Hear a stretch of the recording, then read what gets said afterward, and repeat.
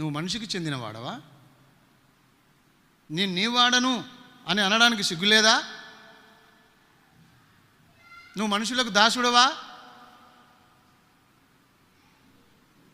పౌలు ఏమన్నాడు గలతీ పత్రిక 1:10లో?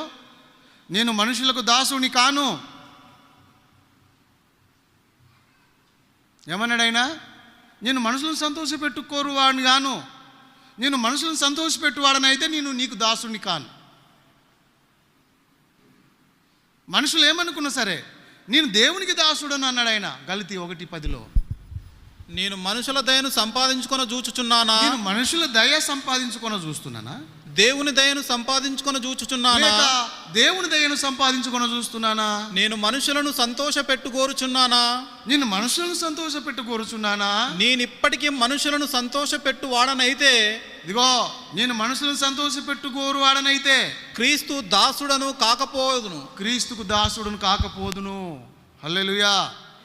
నేను మనుషులను సంతోష పెట్టువాడిని కానే కాదు. నేను మనుషులకు దాసుని కాదు. నేను క్రీస్తుకు దాసుడను. చెప్పండి, ఎవరికి దాసులం మనం? క్రీస్తుకు దాసులం, దేవుని బిడ్డలం, దేవునికి దాసులం. మనం దేవుని చొత్తైన ప్రజలం.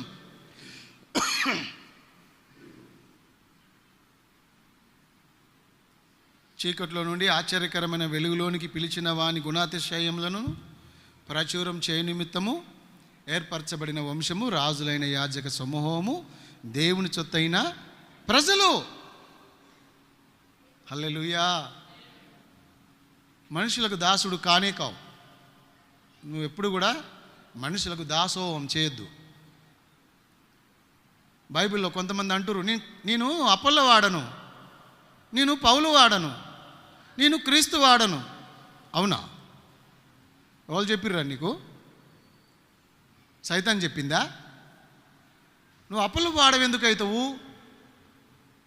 కెపా వాడవెందుకైతావు? పౌలు వాడవెందుకైతావు?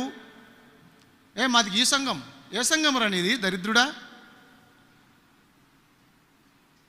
నేను పలానా మనిషికి చెందినవాడిని, పలానా సంఘానికి చెందినవాడిని. బుద్ధి లేనోడా, తెలియక అవన్నీ మాట్లాడతారు.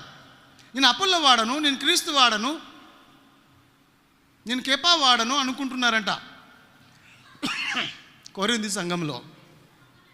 సంఘంలో అలా అనుకుంటుంటే పౌలు తిట్టిండు. పిచ్చోళ్ళలాగా ఉన్నారు ఏంద్రా మీరంతా? మీరు ఇంకా పాలు తాగుతున్నారు, శిష్యుల్లాగా ఉన్నారు, బుడ్డోళ్ళ